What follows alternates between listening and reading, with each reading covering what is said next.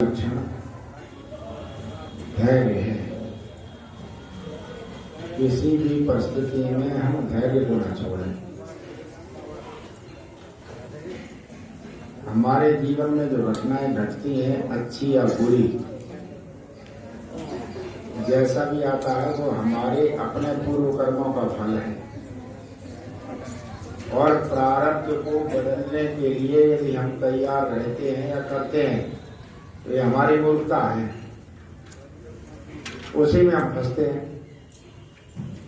भाई खेत में गेहूं बो दिया है और धैर्य रखो, चना नहीं बनेगा। तो चना बनाने की जो कोशिश करता है वो मूर्ख है। बो दिया वो तो काटो, अगली फसल पे चले कर लेना। हम लगातार इसमें लगे रहते हैं। यही जब भी जीवन में कोई संकट आ जाए, कोई विपरीतताएं आ जाए, तो हम तुरंत ही छल कपट का सहारा लेना शुरू कर देते हैं और छल कपट का सहारा लेकर के अपने काम सिद्ध करना चाहते हैं। लेकिन काम, संसार की वस्तुएं इकट्ठी हो सकती हैं, लेकिन उन कामों से जो हमें आनंद लाना चाहिए वो बिल्कुल नहीं आता। धन ले लेंगे, शांति नहीं आएगी, आनंद नहीं आएगा। धन इकट्ठा कर लो, वो धन ही हमारे नाश का कारण बनता है। विद्या होती है, विद्या में हमें पता होता है कौन सी चीजें नित्य है, कौन सी अनित्य है, कौन हमारे पास आएगी, कौन जाएगी। इसकी चिंता जो कुछ करनी है वो हमें नहीं करनी है, हमें अपने कर्म करने हैं, जड़ रहना है। ये सारे काम करेगा परमात्मा। जो लोग ज्यादा चतुर बनते हैं वो जल्दी आ जाते हैं चक्कर में।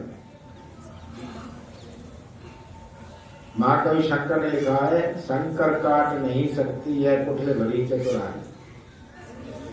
कुटिल भरी चतुराई संकट नहीं काटती, संकट बढ़ाती है। आप जहां पर भी हैं वहां संतुष्ट रहें। आप गरीब हैं तो गरीबी में संतुष्ट हैं। हमारी प्रारब्ध गरीबी है, हम प्रारब्ध पुरुषार्थ करेंगे, हटेगी।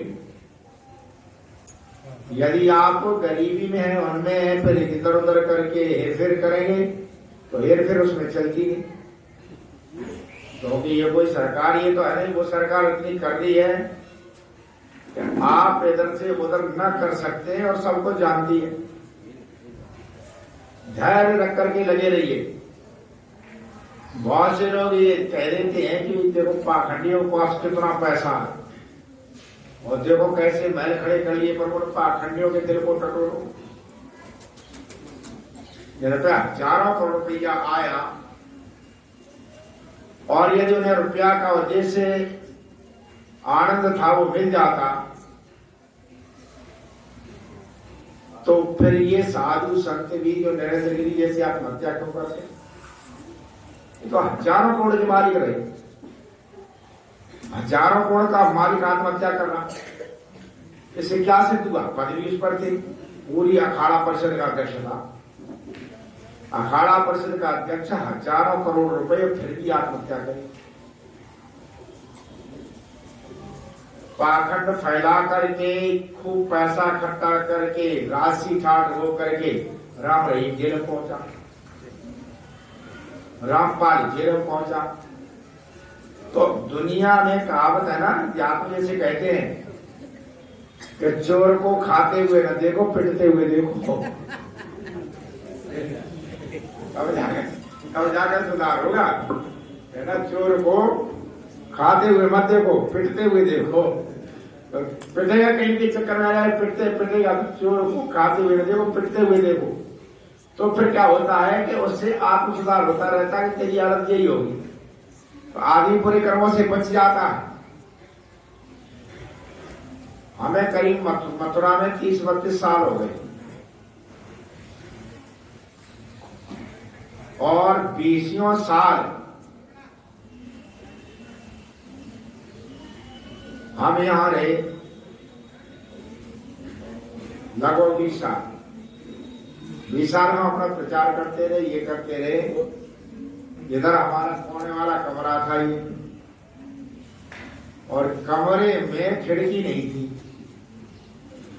ये लाल कपड़ा हम बांधते थे सर्दी में, हवा ना आ जाए। 20 वर्ष तक हमारे कमरे में खिड़की नहीं थी, लेकिन हमने कभी किसी से नहीं हाथ फैलाकर कि हमारी खिड़की लगवाओ ना, हम उसी में संतुष्ट रहे। भाई साधु को क्या करना है, तपस्या करनी है, जमीन पर लेटते रहे। कभी भी हमने खिड़की और किवाड़ कभी नहीं, किवाड़ के बाद खिड़कियां कभी नहीं लगाई। इधर से उधर हवा जाती, सर्दी गर्मी तो हम कपड़े बांध देते, कपड़े बांध के गुजर करते रहे। अच्छा हम लोगों से कहते कोई खिड़की ना लगवाता, क्या हमें ही पैसा इतना दक्षिणा मिलता रहा, हम खिड़की लगवा देते। लेकिन हमारा कभी खिड़की में ध्यान ही नहीं रहा, गुजर हो रही तो हो रही ना। हमने ये सोचा कि हमें बहुत बड़ी सुविधा मिले। मैं इसलिए कहता हूं पाखंडों की तरफ मत झुका करो, गलत रास्ते मत झुको, सत्य रास्ते पर चलते हुए जो प्रभु देता है उसी में आनंद है, गलत में आनंद ही नहीं। 20 साल तक हम अकेले इसी पढ़े लिखे, हमारा फर्ज भी ऐसा ही था, हमारा कभी ध्यान ही नहीं। हमारे यहाँ ये योग वाले टहलने के लिए आते हैं कि कभी कभी मिलने पहुंच जाते तो फर्श भी टूटा फूटा सा जाता। उन्होंने पूछा कि गुरु जी बाहर कब जाते हैं, ये जाते रहते प्रचार के लिए, अब की बार जाए तो हमें बता देना। वो टहलने आते नहीं, गुरु जी बाहर गए, 3 दिन के बाद 4 दिन के बाद लौटे तो खिड़की भी नहीं, फर्श भी नया, सब कुछ नया पाया। जैसे हम कमरे में ये क्या एकदम फर्श बढ़िया बन रहा है, तो लगा रखा, खिड़की लगा रखी। मेरे भाई ये किसने कर दिया है, 3-4 दिन में सारा परिवर्तन करेंगे। तो ये पुजारी बोले कि यहाँ घूमने के लिए आते, उन्होंने कर दिया। तो बिना पूछे ही तो कह रहे थे पूछेंगे तो करने नहीं देंगे, पीछे से कर दो तो खाड़ तो देंगे नहीं, पीछे से कर दोगे तो खाड़ थोड़ी देंगे, पहले कर डालो। अच्छा बिना पूछे कर दिया। अंतर्राष्ट्रीय सम्मेलन के बाद में अंतर्राष्ट्रीय सम्मेलन किया, हमारे पास कुछ नहीं था, केवल हमें मानना रहा है नीति और नियत सही है, सत्य पर आप अडिग हैं तो परमात्मा आपके साथ खड़ा है, कुछ भी करो। आर्य समाज में अंतर्राष्ट्रीय सम्मेलन प्रतिनिधि सभा ने करे, किसी व्यक्ति विशेष ने किया है तो पहला मैंने किया, सारी प्रतिनिधि सभा यथार्थ से करती है। इसीलिए जब उनके जो है अंतर्राष्ट्रीय सम्मेलन की लिस्ट होती है उसमें मथुरा का लिस्ट नहीं लगाते। वो किसी ने पूछा हमसे, उन्हें मथुरा का हमने किया ही नहीं था, वो तो आचार्य ने किया था। लेकिन किसी भी अंतर से जैसे पूरे देश के आर्य समाज ही करते थे, किसी से भी मथुरा का कम नहीं था, सबकी टक्कर ज्यादा ही था। अच्छा ये करिश्मा कैसे हुआ मुझे पता नहीं, ये कैसे हुआ इसका मुझे पता नहीं कैसे हुआ, कैसे लोग जुड़ गए, राष्ट्रपति कैसे आ गई, कैसे लोग जुड़े, कैसे कार्यक्रम हुआ, वह हो गया। और कभी भी हमने मानसिक दबाव नहीं दिया। नेपाल आदि से बहुत से लोग आए, छत्तीसगढ़ से आए, बिहार से आए, वो कह रहे थे बहुत बड़ा सम्मेलन है, आचार्य तो मिलेंगे ना, और हमारे गेट पे ही मिल गए, हम हमें गेट पे ही मिले। गेट के पास एक पत्थर था, वहां पर हम बैठे थे, लोग आके मिलते रहे। अरे आचार्य तुम तो यहाँ बैठे, घर में एक ब्याह हो जाता है, आ जाता है तो नाक हो जाती, या लाखों आदमी तो आराम से बैठे हो, उसमें करेगी क्या। घर में एक विवाह हो जाता है तो आदमी फुर्सत नहीं होती। मंच वालों को मंच दे दिया, भोजन वाले भोजन संभालते रहे, अन्य व्यवस्था वाले अन्य व्यवस्था, हमारा उसमें था ही क्या। मैं कर ही नहीं रहा तो तुम कर रहा,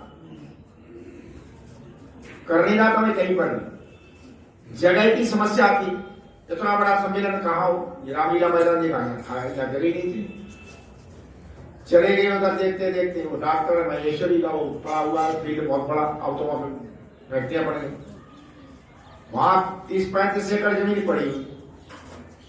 महेश्वरी जी के पास गए, यहाँ पर उन्होंने कहा ले लो, हमने किसानों को दे रखी है, किसानी फसल का मुआवजा दे देंगे। अच्छा उन्होंने तुरंत कह दिया जरा हमारे यहाँ कर लो, और मुझे कुछ नहीं चाहिए, कुछ लेना, कुछ हम दान ही दे देंगे। बाद में पता चला उन्होंने ऐसा क्यों कहा था, उनके ऊपर से बड़े बड़े तार जा रहे थे, हटी नहीं रहे थे, बिजली वाले हटाने दे रहे थे। उसमें सोचा ये बढ़िया हो गया, यार राष्ट्रपति आए समझ जाए, चारिता बैठी है।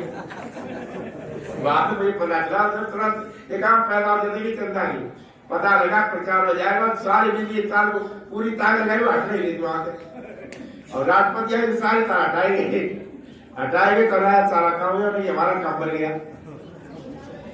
35 एकड़ जमीन में देखने गए तो वहां पर एक जैत का ठाकुर साहब थे, उन्हें जमीन ले रखी, उन्होंने पैसे दे दिए, उन्हें तुम जाओ यहाँ कार्यक्रम होगा। उसे 40,000 रुपया दे दिए। अच्छा कार्यक्रम हुआ, कार्यक्रम में भारी भीड़ हुई। उसने तो दूसरे तीसरे दिन उसे होश आया और बहुत से लोग दुकानें लगाने पहुंच गए, और दूसरे दिन तीसरे दिन आया तो उसने तब भी दूध से करीब 20-25 रुपया कमा दिए। तो मैं गया तो मैंने कहा, मेरे से बोला पैर छू करके, गुरु जी तो उन्हें जी नहीं बताई तो बड़े सम्मेलन हो। मैंने कहा पागल, तब मैं हटा रहा तो मैं तो ये समझा नहीं बाबा जी भंडारा वही का ऐसे जाओ तो लाख रुपये पैदा कर दी। मैं बाबा जी भंडारा करी, बाबा जी यहाँ में भी और भीड़ होगी भंडार। मैं क्या पता है हेलीकॉप्टर तो नहीं दुनिया में आ जाएगी, मैं तो रही है मेरी गली भी कट जाती। तो ये इतना बड़ा सम्मेलन।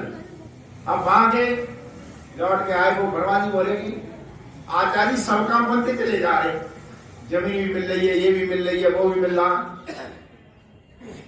मैंने कहा और कोई दिक्कत ही नहीं आ रही, सब में सबकी स्वीकृति मिल रही। मैंने कहा परमात्मा बजाय रहो है ना। मैं कहा होना करे करता नहीं बजाय लो। चोरे गया ना कहीं चोरी करने, तो एक आदमी 2-3 चोर गए, एक आदमी और खड़ा मिल गया, वो ढोलक वादक था। तो उसने हमसे पूछा कहाँ जा रहे, तू भी चल। उन्होंने समझा जो ढोलक की वाला कौन है, घुस गए घर में, चोरी करने लगी। अब जो आदमी होता है उसे कोई चीज दिखाई देती, ढोलक दिखाई देगी, पर एक काम आ जाएगी ढोलक उसने उतार दी। गांव में जगह हो गई, सब भाग खड़े हुए, वो भी भागा। और गांव के पास बनका खेत था कपास का, वहां में गुलरी रहती है, और वो भागे तो ढोलक में लगे, ढोलक बजे। चोर बोले बदमाश पकड़वा देगा जब बंद कर, ढोलक क्या बजा रहे, बढ़िया होना बजा रहे, करता नहीं बजा रहे, करता बजाए बर्बादी करता नहीं बजाए ना, वो तो बजाने नहीं जाए। कैसे बन रही है, कैसे ना बन रहा है, सारे कार्यक्रम ऐसे हो गए। कहाँ चंदा किया, कैसे आया, लोगों ने कैसा किया। उसके बाद 2014 के बाद मैं कहता हूँ केवल सत्य पर रहते हुए मैं हत्या नहीं की, सारी दुनिया में नहीं घूमा कहीं पर। 2014 के बाद में 7 वर्ष हो गए, और 7 वर्ष में यदि गुरुकुल के खर्चा भी लगा ली जाए, बिल्डिंग यहाँ और भागी बना लिया, तो हमने हिसाब लगाया 9 करोड़ रुपया लगाया। 9 करोड़ रुपया लग चुका। अच्छा 1.25 करोड़ रुपया पड़ गया ना साल का, और 9 करोड़ रुपया लगा दिया। बाउंड्री सेट करा, बाउंड्री हो रही, 9 करोड़ रुपया लगा। बताओ किस पाखंड से लगाई, कौन सा पाखंड किया, कहाँ चढ़ावा चढ़ाया। और ये भी नहीं कर रसीद लेकर घूमते फिर ऐसा भी नहीं। हमने पहली बार बाउंड्री के लोगों से कहा भाई करो सही हो ना, ये अनायासी होते रहे, परमात्मा भेजता रहा, होते रहे, सारे काम ऐसे हुए। गुरुकुल वृंदावन को जब हमने नियंत्रण में लिया, तो सब लोगों ने पूरे प्रदेश ने हाथ पर जोड़ कर कहा तो गुरुकुल वृंदावन में इस शाला में गधे घोड़े सारी टीम टूटी पड़ी। यज्ञशाला में गधे और कुत्ते बैठे हुए, सारा उजड़ा पड़ा था, सारा खंडर पड़ा हुआ, पाठशाला लेकर उधर।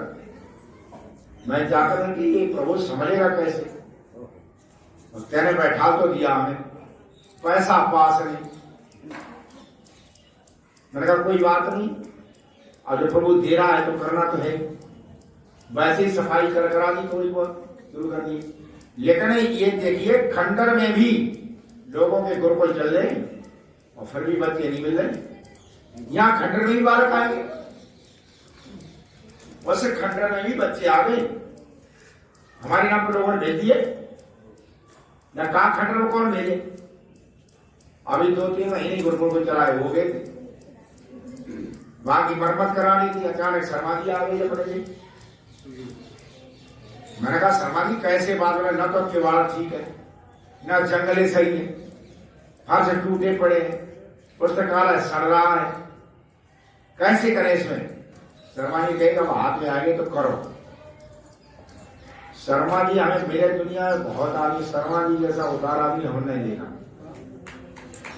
इतना उदार आदमी तुम देखेंगे। दूसरे दिन चुपचाप आए कि ये लोग 15 लाख रुपए मेरी मरम्मत करा। कभी भी आज दिन तक ना उन्होंने कहीं कहा हमने आचार्य को चुप 15 लाख कर गए, आगे इनकी सबकी मरम्मत करा, सारी खिड़की जंगले सब शर्मा जी बदल रहा।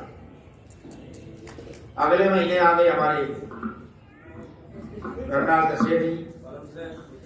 सेठ जी वहां बैठे, बातचीत होती रही। एक बालक बिस्कबरिया मार के लाओ, पहले बिस्कबरिया बहुत थी, लवी यही पहना चाहते थे क्योंकि बैठे हुए मत देते।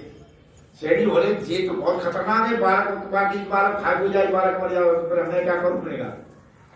मेरे पास है नहीं कुछ, यही है। और बालक हमें किसानों के भी डरते ना। सेठ जी के बोले किसानों के डरते तो नहीं है, पर खतरनाक तो लगता है। मैंने कहा फिर सेठ जी करूँ क्या, हमें तो सीट चला। थोड़ी देर बैठे रहिए, बोले कि इधर का ये नाप हो। अब मैंने नापने के लिए बोला, मैं समझा ये कहा बनवा में वे यहां से लेकर वहां तक नापते ही चले गए। मैंने सेठ जी इतना कहीं नाप रहे पूर्व बनवाएंगे, बस पूर्व से करोड़ लग जाएगा, तो तभी तो बताए पूर्व नाप रहे पूरे से करोड़ लग जाएगा। कमाले 1 करोड़ रुपया लगा करके उन्होंने पूरा बनवा दिया, पूरा बनवा दिया। गौशाला बनवाई 1.5 करोड़ रुपया उस व्यक्ति ने लगा दिया अकेले ही। और कभी आशा नहीं करी कि हमें कोई पदाधिकारी बनाया जाए। इतना मतलब है, जबकि विभागाएं कैसी हैं जिन्होंने हमें गुरुकुल सौंपा। प्रतिनिधि सभा ने समझा कि आचार्य आगे बढ़े कि प्रतिनिधि सभा ने खतरा हो जाए, उन्होंने सेठ जी फोन करवाया, तो भाई ये प्रतिनिधि सभा गुरुकुल है, पैसा क्या लगा रहे, आचार्य तो कभी भी हट जाए। और सेठ जी देखो कितने बढ़िया, उन्होंने कहा आचार्य तो हट जाएंगे, गुरुकुल थोड़ी हटे हो, कोई ना कोई आएगा पड़ेगा आकर के आचार्य हट जाए, गुरुकुल थोड़ी हट जाएगा। और परमात्मा की अपार कृपा देखिए कि पैसा लगाने वाले सेठ जी आज समझ नहीं, बिहारी जी के दर्शन करने आते, और उस दिन भी बिहारी जी के दर्शन करने आए। पैसा किस पर लगवाता, बिहारी जी के दर्शन करने, जिसे पुण्य मिलना उसे मिलना होता। बिहारी जी के दर्शन अब भी वो आते। अच्छा आज तक पता है, मैं आसमान जी माता जी आती, वो आती, उनकी संग पत्नी आती, मुझे पता है सेठ जी की प्यार की तो श्रद्धा है वो है। एक दिन मैंने जगह जाओ दर्शन कर आओ, पर मुझे तैयार हो रहा जब माता जी हंसने लगी, तो आचार्य ने अनुमति दे दी। मगर आचार्य ने अनुमति दी, तुम दर्शन छोड़ोगे ना। अच्छा पैसा वहां देते नहीं, पैसा हमें देते तो कोई दिक्कत नहीं है। पैसा नहीं चेकना नहीं चाहती, मैं पैसा माता जी ने बंद कर दिया। अब दर्शन है, दर्शन करते हो, दर्शन से कोई फर्क नहीं पड़ता। आ जाओ। आज केला जी आए हमारे बीच में, आनंद स्वरूप केला गौड़िया मठ के हैं और राधा के कट्टर भक्त हैं। घंटों राधा के आगे खड़े रहते, एक तक ध्यान लगाए, इतना राधा के कट्टर भक्त है और हम राधा की कट्टर विरोधी। अच्छा बताओ कोई मेल है? नहीं, कोई मेल है ऐसा? कहाँ राधा का कट्टर समर्थक, कहाँ राधा का कट्टर। हमारी छवि यही होनी चाहिए। हमने यहाँ छवि मिलाई है, हारे खेच लिए, तुम पौराणिक, तुम फलाने, तुम दिखाने। अरे सिद्धांत सिद्धांत है, लड़ाई काय की हमारी क्या सब। अरे थोड़ी मूर्ति पूजा करते होते ले लेंगे, नहीं ले लेंगे तो जब प्रयोग तो जाओ भाई, हम यहाँ ना लेंगे तो दूसरी जगह दे देंगे जाके, फूल पगड़ा सजवा देंगे 9 लाख को। कहा करो तो पैसा में कहा तो दिशा को दोगे। पर इतने दिन तक हमारा और स्वरूप केला जी का संपर्क रहा, लगभग 3-4 साल। पर मैंने कभी केला जी से ₹1 नहीं मांगा, मेरे दिमाग में कभी पैसा होता ही नहीं, आना जाना था। वो हमें बुलाते थे, हम उनको बुलाते, वो आ जाते। स्वामी रामदेव जी के आ जाते, वहां मिल जाते। 1 साल 2-3 साल बाद हमें अध्यापकों का वेतन नहीं चाहिए, बिजली बिल भी हो गई, हमें 2-2.5 लाख रुपए चाहिए। अब मेरे कहा तो सब कहते हैं कई महीने से वेतन न मिला तो 2.5 लाख रुपए चाहिए। 2.5 लाख रुपए तो करूंगा कहीं तो डाल दूंगा, ब्याज ब्याज ले दूंगा। और मैं सोच ही रहा था तब तक एक केला जी पहुंचे, बैठ गए जाकर के। और तब तक ये गुरुकुल ने देखा नहीं था, हमें यही मिलते रहते। आज मेरी इच्छा हुई गुरुकुल देखने, बैठ गए। थोड़ी देर बातचीत होती रही कि आचार्य जी आज हमारे मन में ये आई कि आचार्य ने कभी कहा नहीं और हम कभी सहयोग देते हैं। आचार्य जी देश और राष्ट्र का काम कर रहे, हमें सहयोग देना चाहिए। मैं हंसने लगा, मैं केला जी धन्यवाद आपके मन में आई, आप आए। अच्छा मैंने सोचा मैं क्या 11,000 तो कम से कम दे ही देंगे। ठीक है, यही तो बता रहा है, 11,000 बड़ा आदमी 11,000 तो देगा ही। 11,000 कभी उतार लगाई। केला जी ने 3 लाख रुपए निकाल के धरे। ये बोले कि आचार्य जी ये 3 लाख रुपए हैं, ये आपके लिए लाया हूं। मैंने केला जी हमने हिसाब लगाया हुआ है, हमें 2.5 लाख की जरूरत है और तुम्हें 3 लाख ले आए। तब तक हमने बिजली जी का पता नहीं था, हम तो कोई हिसाब लगा दिया तो इतना चाहिए। केला जी हमें तो 2.5 लाख की जरूरत है और तुम ले आए 3 लाख कमाल कर दिया, 50 का हमें और कोई खर्चा हो। केला जी बोले थोड़ी देर बाद बिजली का बिल आया 35,000। केला जी बोले ले आ गया, खर्चा हो गए 3 पूरे। अच्छा देखो कहाँ सहयोग करवा रहा, ऐसा नहीं है हमारी जानकार कोई आर्य समाज के लोग नहीं है या पैसे वाले नहीं है, लेकिन नहीं, जिसे पुण्य लेना होता है परमात्मा वहीं से उसे मिलता। सबका पैसा नहीं लगता, ये भी हमने देख लिया। हमारी ये बाउंड्री बन रही है, इसमें पैसा लग रहा है। हमारे निकट के खूब उठते बैठते हैं, पैसा नहीं निकला। इसलिए नहीं निकला पैसा, पहले घाटा हो गया, कोई कहता हमारा यूं हो गया, कोई कहता चुनाव में लग गया, कोई कहीं लग गया पैसा। क्योंकि सौभाग्यशाली लोगों का ही लगेगा। गलत पैसा लग भी गया ना तो मेरा दावा है गुरुकुल वृंदावन बढ़ेगा। पैसा सही लगना चाहिए, अच्छा पवित्र पैसा ही गुरुकुल को जमाएगा। और पैसा गलत आ गया तो मेरा 100% मानना है कि तो गुरुकुल बढ़ेगा। ऐसे हमने विशेष संस्थान देख लिए, उखड़े पड़े, पैसा गलत लगा।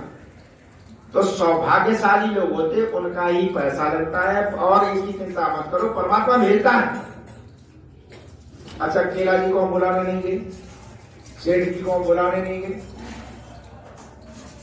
हमारे ट्रस्ट वाले बोले तुम्हारी बोले अब तो आचार्य जी गुरुकुल वृंदावन में लग गए।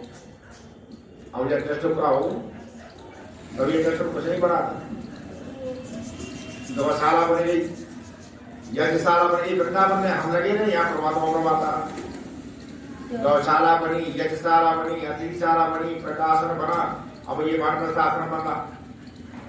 कोई चीज ऐसी है जबकि अभी वानप्रस्थ आश्रम के लिए नीचे पैसे आ गए तो और लोग आ रहे। आचार्य जी हमारा तो रह गया, मैंने पहले जाते पुस्तक लेंगे तो नीचे खा ले। कारण क्या है, हमारी प्रवृत्ति में धन और मकान है नहीं, ये अनायास बन जाते हैं। हमारा तो साधना का है पढ़ने पढ़ाने का और समाज में काम करने का, ये प्रभु बना देता ही तो अलग बात रहेगी।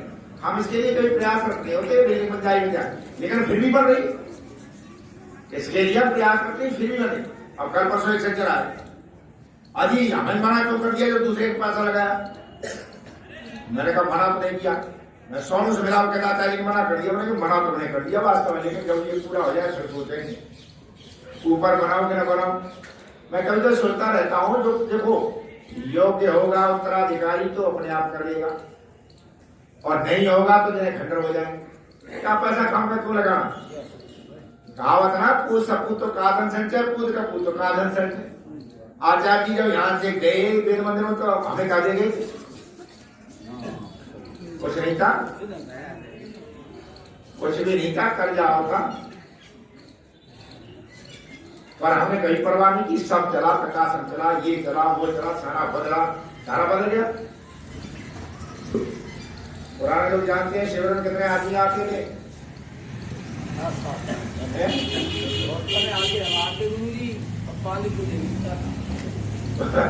कितने आदमी से ज्यादा आराम और धुआंधार आदमी खूब आ रहा है। 20 दिन का है तो 20 दिन में रोज रहते आदमी, रोज रहते हैं। तो ऐसा नहीं है, उन्होंने बहुत समय तक तपस्या करी आता है जी ने। तपस्या तो उनकी भी तो है, लगातार आदमी तपस्या करता रहा। मैं समझता हूँ वो तपस्या इतनी न करके, कितनी तपस्या मैं देखता हूँ उनकी तपस्या कमाल की है। कहीं देहाती क्षेत्र में जाते लोग शहरों में विचार करते हैं, वहां भी विराजमान, वहां पर से कैसे लिया आचार्य करेंगे से, वो कैसे लिया आचार्य करेंगे।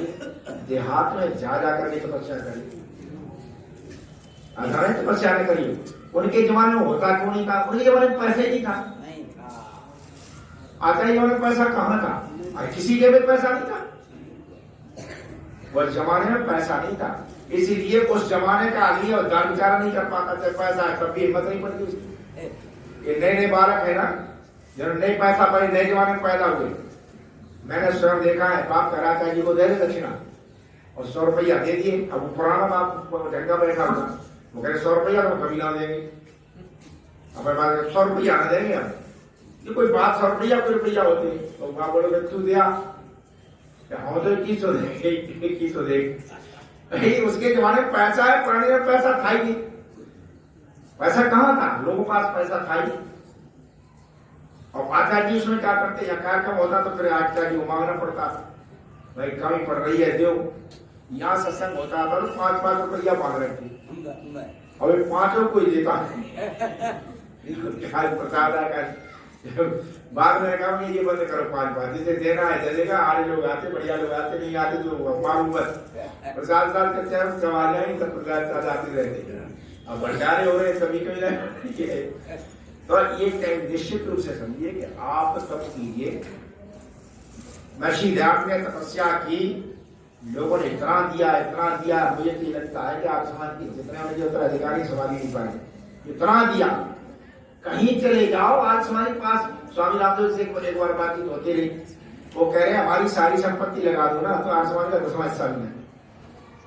कितनी पड़ी हुई है, उत्तराधिकारी सवाल नहीं पाए। किसी पाखंडी के पास इतनी जमीन नहीं है जितने स्वामी जाने का लोगों ने गुरुकुलों के पास, डीएवी कॉलेज, ये देखो जाकर स्वामी जाने के सबसे जुआ। स्वामी जाने को कोई आसना पड़ा है, जाओ अजमेर में जाओ, जाकर पूरा मार्केट प्रतिष्ठा वहां पर कहीं चले जाओ, वहां जा कहीं जाओ।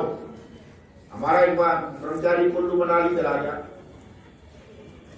है ना, तो वहां पर उसने देखा महर्षि दयानंद विद्यालय, बोलो वाह परमात्मा धन्य स्वामी जाते यहाँ भी आगे पहाड़ पर की। विदेशों में इतनी संपत्ति, मॉरिशस में 400 मंदिर है करीब, उनके 50 होंगे, आर्यसमाज के 250 मंदिर।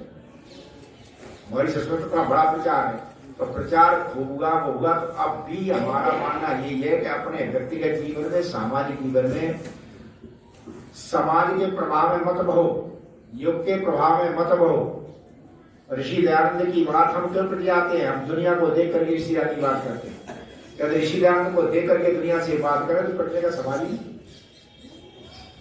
हम दुनिया की बात नहीं करते, दुनिया को देख करके फिर बात करते हैं।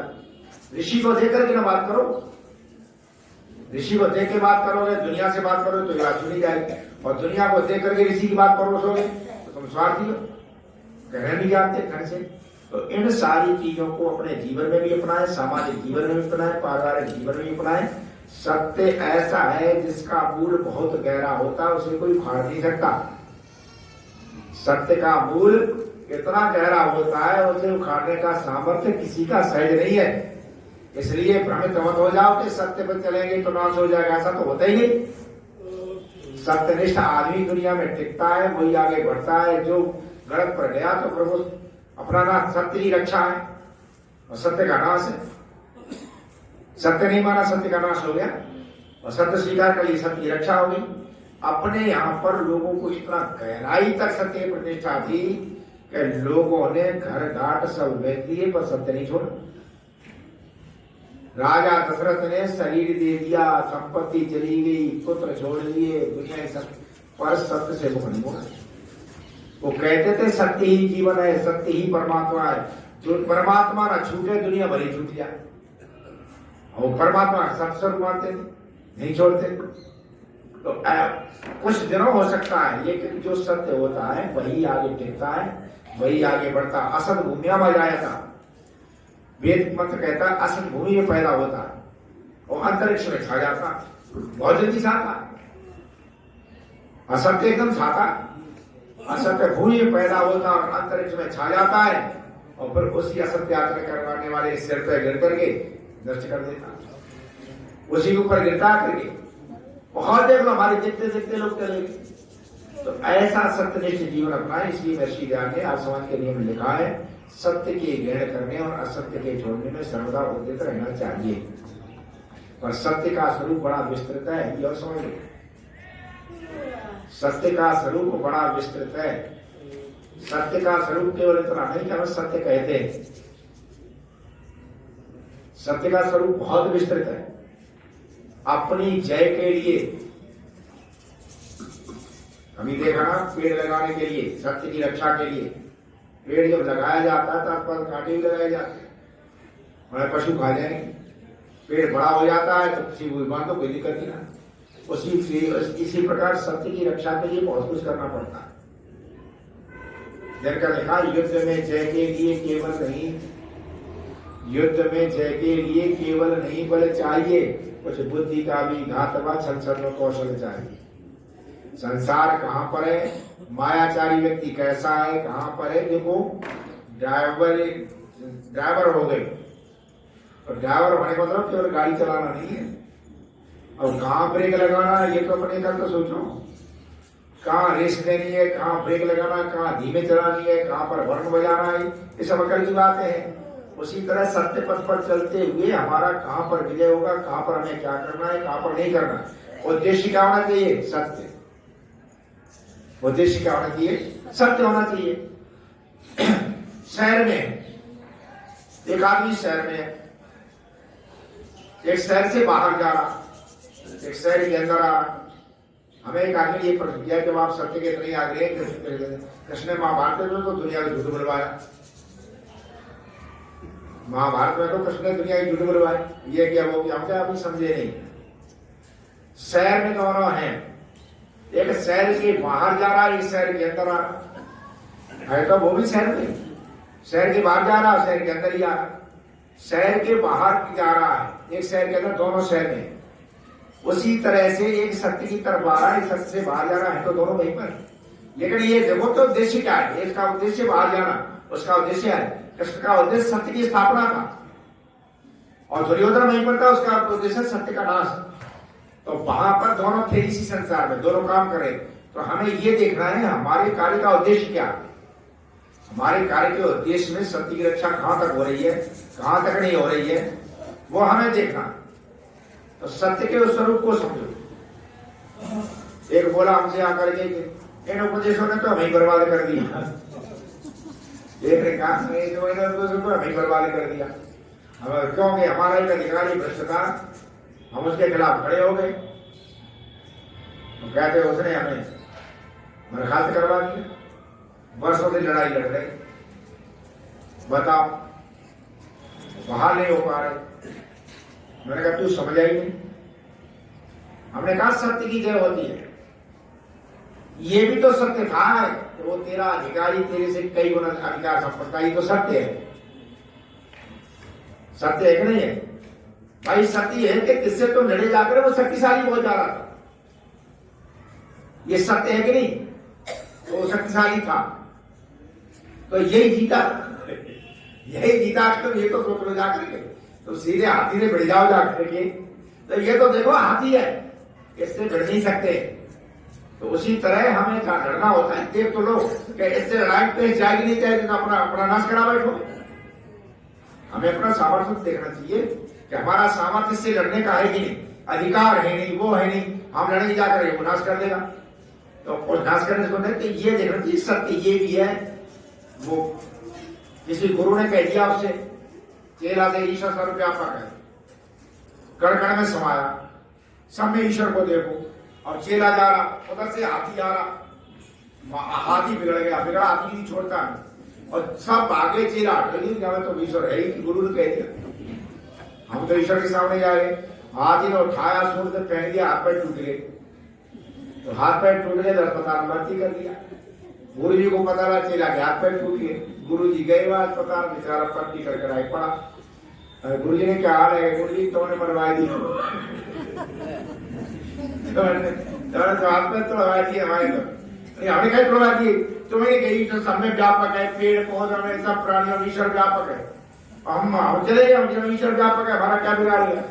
तो गुरु ने पहले सुन लिया। गुरु जी का इतना मूर्ख आदमी है, कहने जामे तो ईश्वर व्यापक मान लिया जब हाथी, और ऊपर महावत चिल्ला रहा है तो बच्चा बच्चा बच्चा भाव में तो ईश्वर था।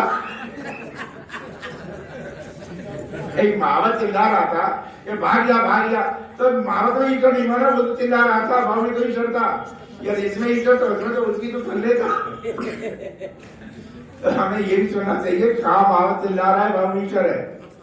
तो ये विवेकशील लोगों की बात है। लेकिन इतना जरूर दृढ़ है कि आपका जीवन सत्यनिष्ठ है, सत्यमय है, तो आपके काम सिद्ध होंगे और अनायास परमात्मा सिद्ध करेगा।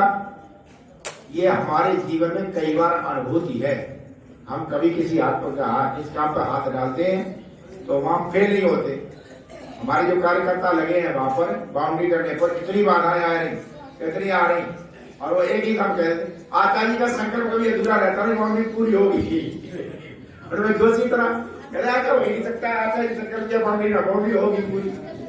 आज हमारे बड़ी देख जाए भाई कमाल का आचार्य 8 फुट बाउंड्री हो रही, 4 हो रही, हो रहा है, और हमें पूछो कैसे हो रहा है।